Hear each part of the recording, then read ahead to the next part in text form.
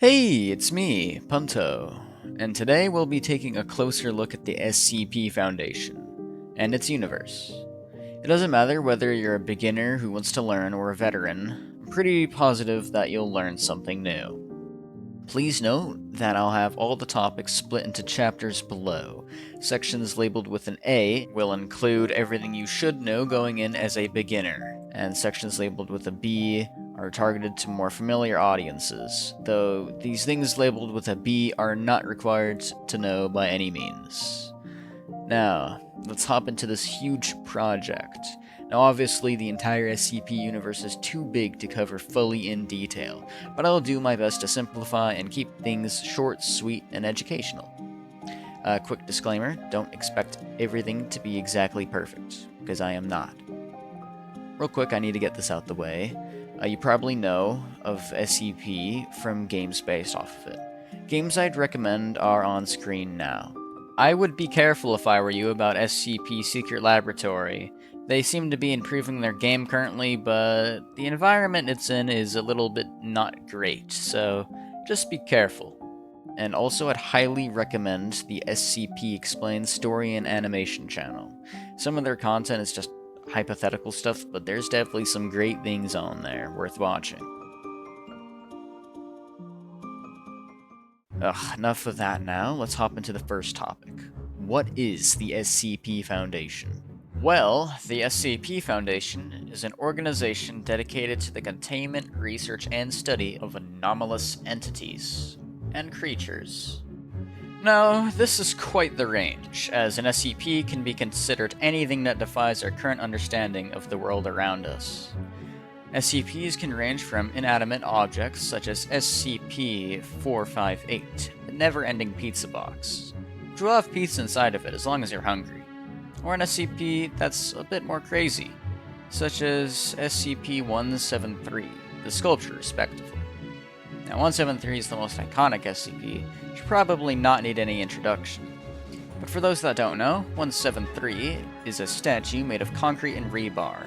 It can only move when nobody is looking at it. It is a sentient and violent object that snaps its victims' necks. A bit more unknown fact about it is it's capable of cloning itself with the substance it excretes if it's left alone for too long. Back to the SCP Foundation topic.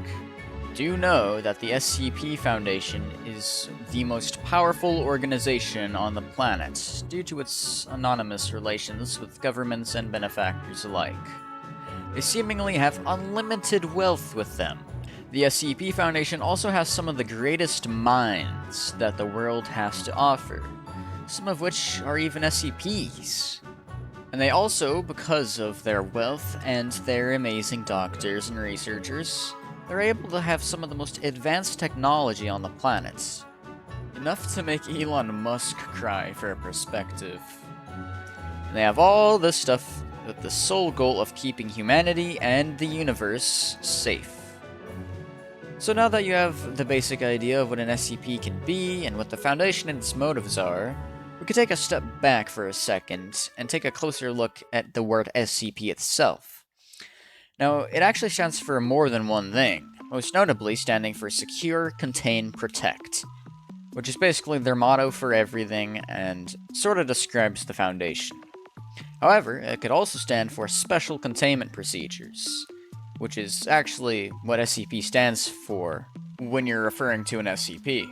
For instance, SCP-096, it would read as Special Containment Procedures 96, because each SCP has their own special containment procedures. It just makes sense. Now, of course, like I just said, the SCP Foundation has many specifics for the containment procedures of every SCP, because many have their own unique requirements to keep under control. And finally, this leads me past this definition of what the Foundation is. Alright, you're still following along? Cool. Let's look into the classification system now. Knowing this is probably one of the most important things to know. There are 3 main classes you have to know, these being Safe, Euclid, and Keter. And yes, it's called Keter. It's named after Dr. Keter, the guy who invented the system. Area 12 is experiencing multiple Keter and Euclid level containment conditions. It's Keter, asshole! Please understand that the classes look at how easy the SCPs are to contain, not how much of a threat they are. However, that does play a factor. Let's get into the first class. Safe class. Safe class SCPs don't pose much of a threat majority of the time and take very little resources to contain. These SCPs are usually, as the name suggests, safe. Take SCP-999, the Tickle Monster, respectively. This orange blob automatically makes anyone stay better, as one of its properties is that it can make even the darkest, meanest thing become happier and kind. This little guy also likes to eat candy for food. Another example of a safe class SCP is SCP-330. Take only 2. This SCP is a candy bowl that has a note reading on it. Please don't take more than 2. The candy itself tends to have anomalous effects on the subject in question that is consumed to piece. However, disobeying the sign and taking more than 2 will result in the subject's hands being cut clean off just like that, leaving nothing above the wrists, and having the subject prone to die from blood loss. So yeah, not always perfectly safe. Anyways, we're gonna move on to the next one, Euclid class. Now, I'm just gonna read off the definition from the Foundation, because I can't top it. Euclid class SCPs are anomalies that require more resources to contain completely, or where containment isn't always reliable. Usually, this is because the SCP is insufficiently understood or inherently unpredictable. Euclid class is the object class with the greatest scope. As a note, any SCP that's autonomous, sentient, and/or sapient is generally classified as Euclid, due to the inherent unpredictability of an object that can think or act on its own. That's from the SCP Foundation Wikia. Looking at examples, there's 173, which I described earlier, but I'm also going to talk about SCP-096 right now, the Shy Guy, which is a fan favorite that also needs no introduction. I'd recommend the videos from SCP Explain Story and Animation if you somehow don't know this one. It's also, I believe, worth noting that most of the fan favorites lie in the Euclid and Keter class. Speaking of which, Object Class Keter. Keter class anomalies are usually typically extremely dangerous and difficult to keep contained. Now, these SCPs are usually very hard to read and very costly to keep under control. A very famous example is SCP-106, the Old Man, which is a fan favorite that's incredibly interesting, honestly. 106 cannot be contained, as he has the ability to corrode through any material. He can also enter his own pocket dimension, where anyone who is unfortunate enough to be stuck inside will be considered KIA basically immediately. His containment cell consists of way too much complex stuff I just don't have the time to get into. He has multiple cells containing more cells, many layers of high-powered lights, different fluids and shapes where he's kept. All of that is to confuse him, which will slow him down when escaping. He breaches containment every few months usually. The usual way to bring him back to containment is quite unethical, since they take a Class D, more on them later, and shove them into a machine known as the Femur Breaker, where their screams are broadcasted throughout the facility to lure 106 back to his cell.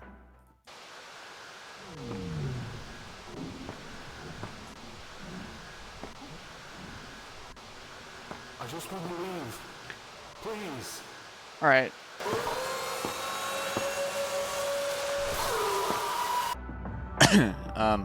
Moving on.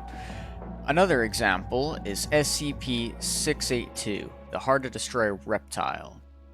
By the way, if I were you, I'd watch a video on all the ridiculous attempts to terminate this SCP, because the bullshit this fool does to avoid death is crazy. More examples are SCP-035, the Possessive Mask, and SCP-939, with many voices. For now onward, I will not give a description of the SCP I use unless it's deemed necessary, as an example.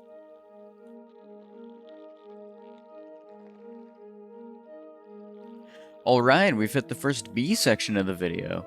As to not possibly overwhelm yourself, I'd skip ahead if you're newer to the SCP franchise, but as for my familiar audience, let's get into this one. So, you should know that there are subclasses of the other classifications, but you don't want to hear me talk about different versions of Euclid. They're so incredibly boring. But outside of these subclasses, there are others, such as secondary classes and esoteric classes. I'm going to get into those, but real fast I'd like to talk about a couple others that I didn't get into, such as neutralized, explained, and pending. I don't think I need to explain these, because explained and pending are in the name, but neutralized is just an anomaly that's lost its anomalous abilities, or it's been terminated. But let's hop into those secondary classes. Starting with Thomnial. Thomnial is a pretty neat one, as their anomalies used to contain other anomalies. Take SCP-3000, also known as Anantashesha. I believe I got that correct. This SCP is named after an old god, I think. Don't quote me on that one. But 3000 is capable of producing a very powerful amnestic, which is used to contain other SCPs, as well as use it on D-Class. Again, more on them later. It's also deemed uncontainable because of its sheer size and the inability to go near it without permanent side effects that'll completely ruin your life. Okay, let's talk about the next class, Apollyon. Now, Apollyon class SCPs cannot be contained and are usually associated with being capable of causing K-class scenarios, or world-ending threats. Then there's Archon SCPs, which can be contained, but are left released for whatever reason it may be. Finally, there's another class that I cannot pronounce. Ticonderoga? I don't know, I'm sorry, but this class is given to SCPs that do not need to be contained. Alright, let's talk about those esoteric classes I briefly mentioned earlier. So an esoteric class is a class that's not listed in any of the pre-existing ones. Any special classes that contribute to a narrative or are narrative-specific are esoteric class. Now, esoteric classes are also sometimes called narrative classes, obviously. Now, esoteric classes are good for when people write SCPs. But let's talk about the actual labeling of an SCP now. Now, here, in this example, we'll see that you have your containment class, secondary class, and also a couple more things that we're going to talk about very shortly. Now, it's also important to note that secondary classes are optional, and not every SCP has a secondary class associated with them. Anyways, that's my pretty basic definition of the other classes and class types. Now, again, these are by no means required to know, but if you want to learn more, they're interesting to look into.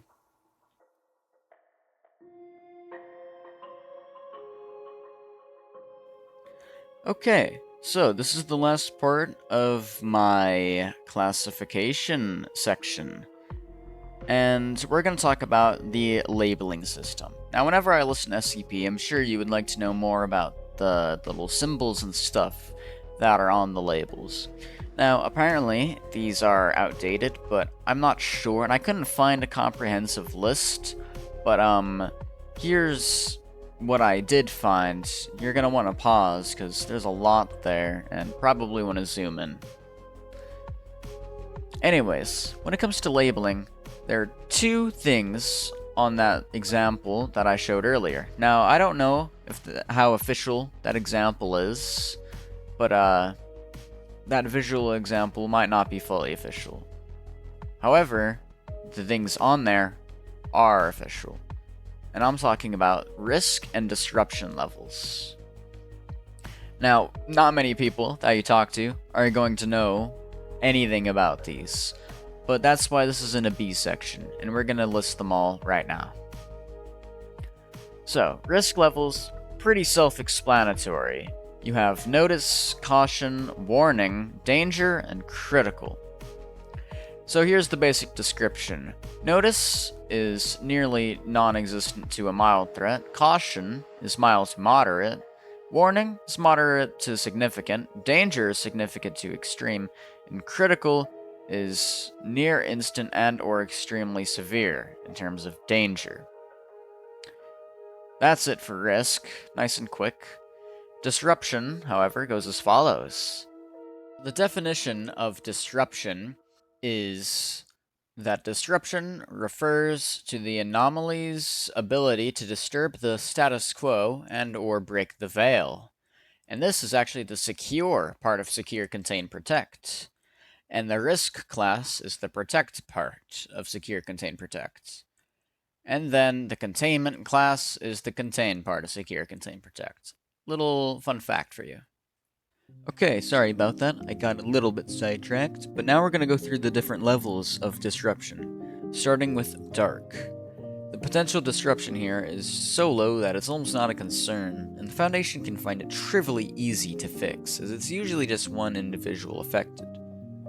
Vlam disruption effects would still be relatively simple to neutralize, and the effects would be localized to, say, a handful of people. Connect, I believe I got that right, sorry if I got it wrong, would have effects spread at significant speed to cause concern. This would be moderately difficult to neutralize for the Foundation. And for a key, spread of disruption would be quick and difficult to manage over. Finally, there's Imida. This label is used for when the Foundation itself is practically declaring war on an anomaly. They need to try every option to neutralize its effects. Speaking of which, the effects of disruption could extend to the entire known world and universe as a whole. That's about it for disruption. For a topic nobody knows about, you would think there'd be more, but that's really all you're ever going to need to know about it. So, we're just going to go into the next topic.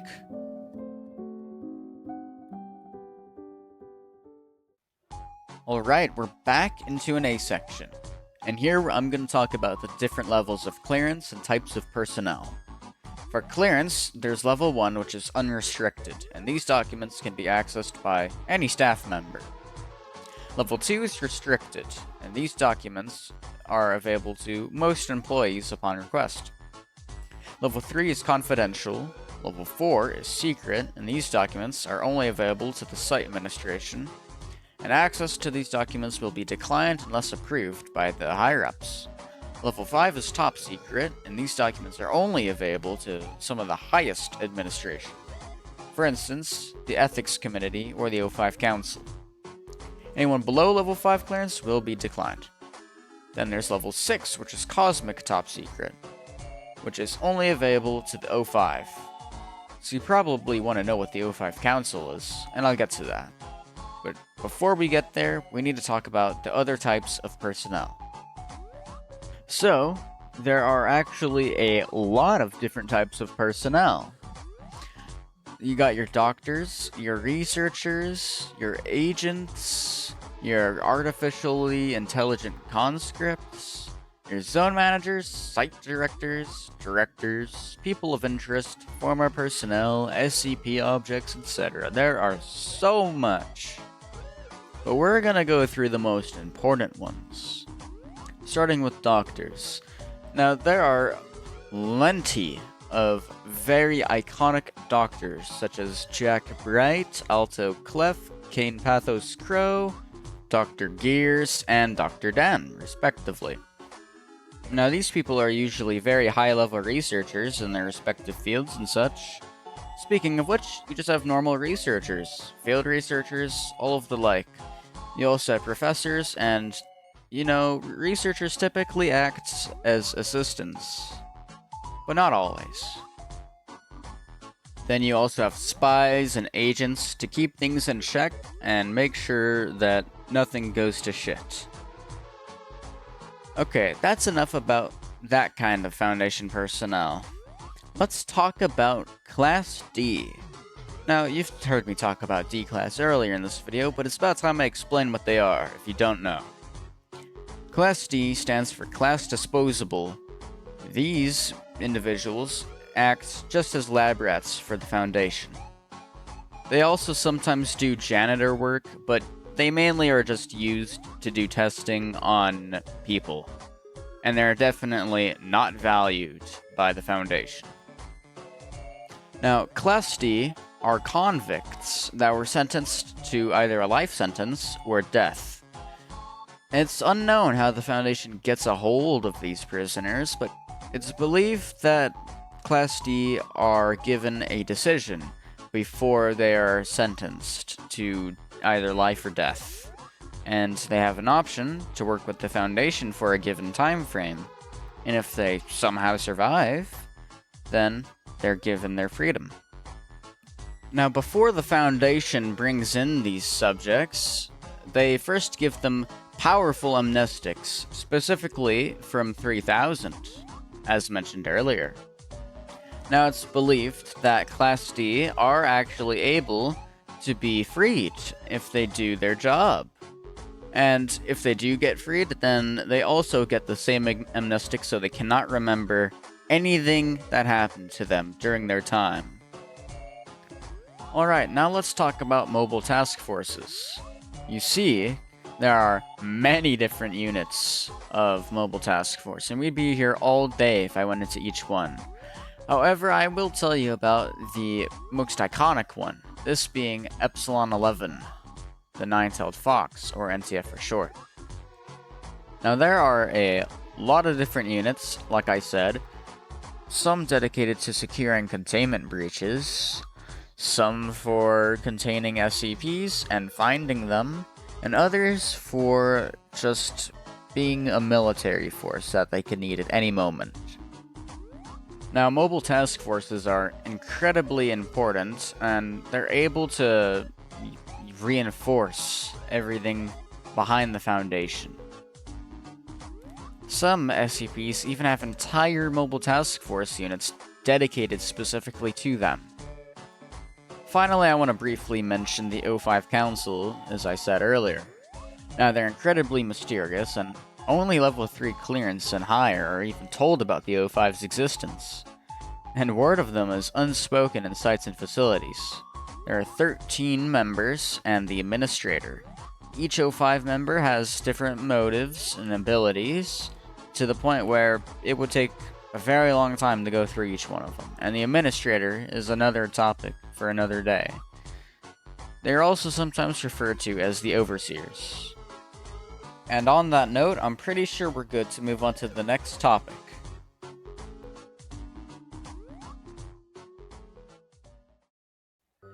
Moving onward into our next topic, we're going to be looking at the different locations run by the Foundation. This includes sites, facilities, and areas.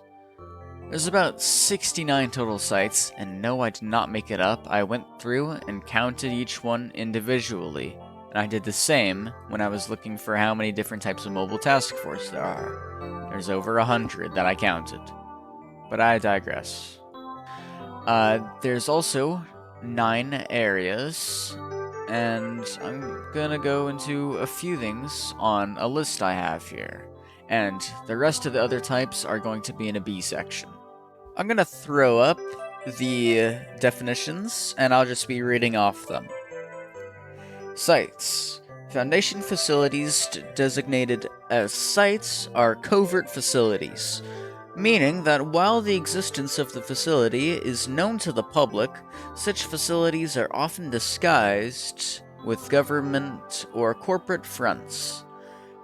Sites are often built in relatively close proximity to civilian populations, whereas facilities would require such cover. Areas.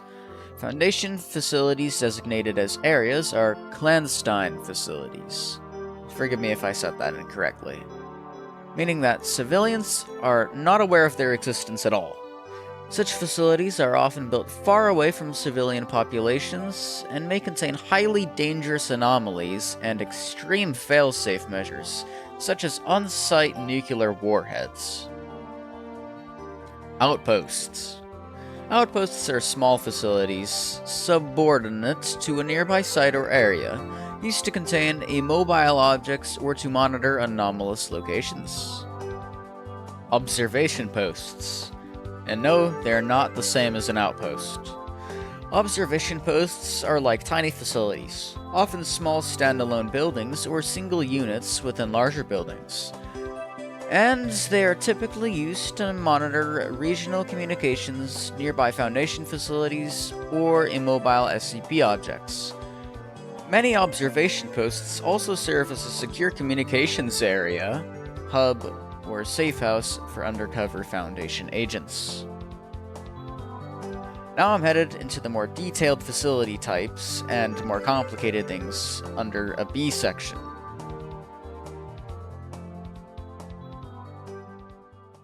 Alright, because I have the inability to speak the English language without fumbling a sentence every 5 seconds, I'm just gonna throw up the definitions on screen for you, and you could pause if you'd like. They're also in the description, the link if you'd like to see them. But here they are. I forgot to mention that these are prefixes that describe the different types of sites.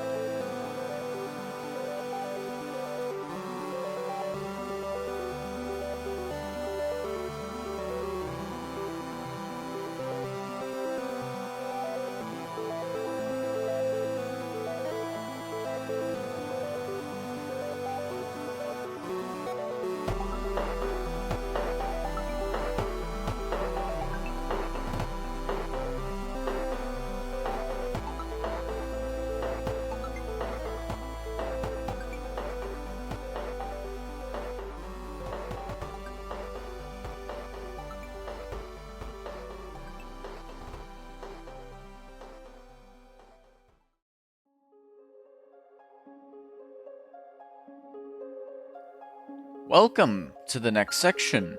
You may have noticed that it's both A and B. Why will become very apparent to you later. But as you watch, I want you to know that there are 3 major factions that I will be covering in this section. I will only be going over the following 3 groups of interest: the Chaos Insurgency, the Global Occult Coalition, or GOC for short, and the Serpent's Hand. I'm not going to waste any time, and we're going to get right into it.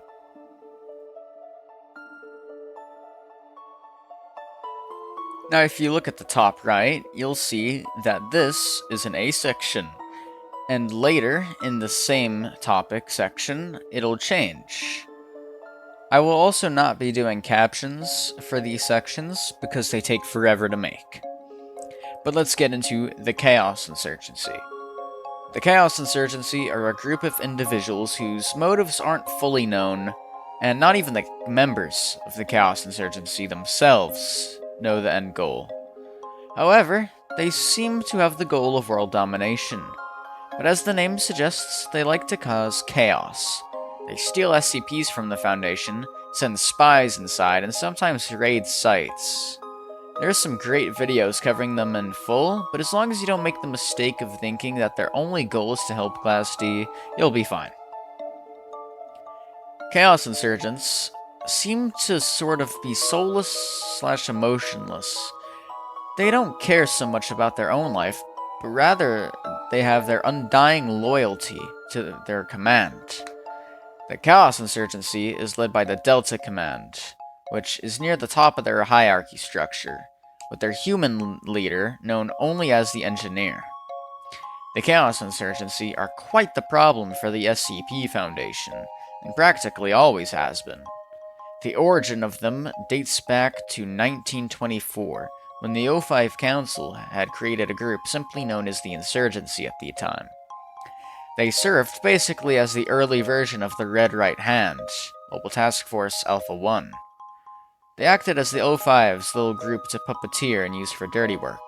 However, one day they had found themselves a new commander of sorts, an anomalous entity known as the Engine. The Engine seems to be an SCP of sorts. It corrupted and overtook the minds of the members of the Insurgency, and turned them against the Foundation. Note that the human leader of the Chaos Insurgency, the Engineer, is merely the Engine's puppet. In 1948, the Insurgency had officially become the Chaos Insurgency. While the organization is shrouded in mystery, this is what you should know before getting into an argument without your facts straight.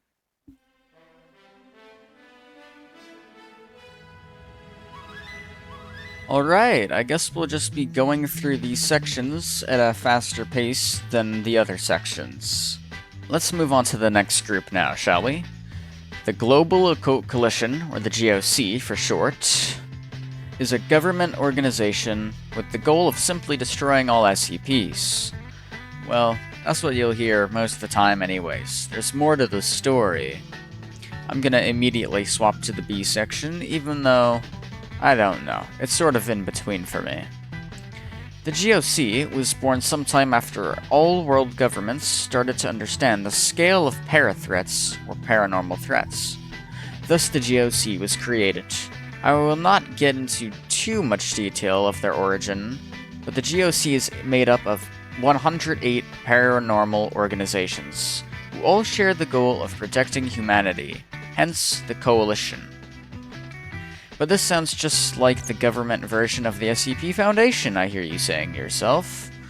Well, as I stated, they aren't exactly interested in research and protection of SCPs, but rather they want them gone. Like the Foundation itself, the GOC does their best to prevent publicity. The Global Occult Coalition operates under their five-fold mission structure. Within these guidelines, you'll understand them better. Here's their quick definition. Mission 1 is survival. They want to ensure humanity's safety in case of the end times. Mission 2 is concealment, which is quite literally what I said earlier, avoiding publicity for a number of great reasons I shouldn't need to say. Mission 3 is protection, and funny enough, it's about the protection of their own personnel and specific individuals, since they actually care more about their employees, more than the Foundation does about theirs. At least. Mission 4 is destruction. Now this is the mission most people stereotype the GOC's existence by. And you know, most of the time, the person stereotyping the GOC won't even know that the five-fold mission structure even exists. But yes, this is the stereotype. Mission 5 is education. Since the GOC kinda need to educate themselves better on SCPs themselves if they want to better understand what defines a parathreat and what they're up against. The GOC also has their own hierarchy structure, similar to the Chaos Insurgency, and I won't be getting into the GOCs. However, at the top of the food chain you'll find the Council of 108, which is made up of representatives of each of the 108 member organizations. And with that, I think it's good to move on to the Serpent's Hand.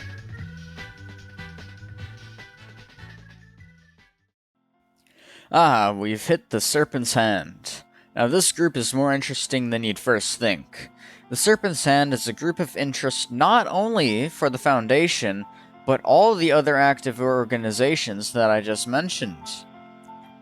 Unlike each of the other factions, the Serpent's Hand take more of a liking to SCPs, and dream of a utopia involving them. When it comes to the origins of the Serpent's Hand, the Foundation found an unlikely ally with the Global Occult Coalition when investigating the Serpent's Hand. You see, the GOC had interacted with them before and knew of their philosophy to an extent. Rather than acting in secret, one of the Serpent's Hand's goals is to publicize everything about SCPs. They are aware that the supernatural and the anomalous can be dangerous, however argue that having the world know of the truth around them is better than not knowing. Now this is not a bad point, and more of a rhetorical question since while yes, knowing your enemy is good, staying hidden and secretive is objectively the better choice for the sake of humanity. The Serpent's Hand, like I said, wants sort of a utopia where non-violent, more humanoid SCPs can live in harmony with humans. You should know that the Serpent's Hand don't have a command structure or leader. Rather, they're a loose group that simply share a goal and try to further it. Their headquarters is informally, but also formally, the Wanderer's Library, which is an ancient archive with every book from every dimension in the SCP multiverse and timelines. This anomalous location is seemingly limitless, and it's only accessible through an interdimensional network of portals referred to as the Ways. By utilizing the Ways and the Wanderer's Library tactically, they essentially have a safe zone and easy transport when it comes to raiding sites.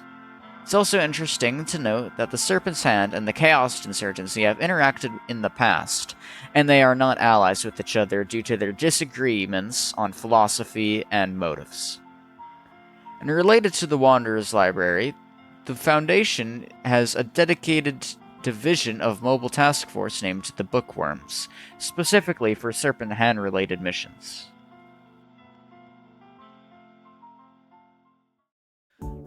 Wow, we've made it quite far now, haven't we? Of course, I'm unable to go over everything in the SCP universe, as there's simply too much. Too many Mobile Task Force units, too many SCPs. I really had to shorten down and simplify things in this video. Not everything will probably be 100% accurate, but I'm not 100% accurate, so fair is fair. At this moment, I'd like to recommend a few SCPs on screen now.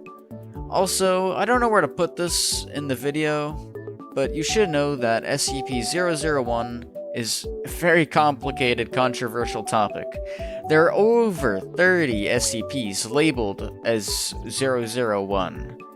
Now, you may believe that there's one true 001, such as the Scarlet King, When Day Breaks, or the Gate Guardian, all iconic. Or you could believe that there are SCPs that were categorized prior to the current classification system. There are different ways to view the 001 situation, but as nothing's confirmed, you're gonna have to come with that on your own. So that's something you'll just need to pick a side on.